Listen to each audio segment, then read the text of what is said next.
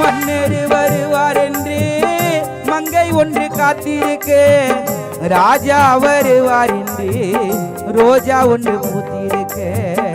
எப்பத்தான் ராஜா மனம் மாறுமோ, இந்த ரோஜாவும் அவனிடத்தில் சேருமோ.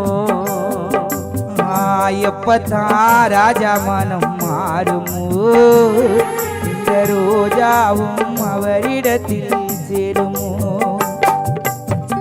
என்ன விட்டு போன மச்சான், கண்ணீர் ஆசை மச்சான், எப்பத்தான் வருவேன்னு எதிர்பார்க்கிறோம்.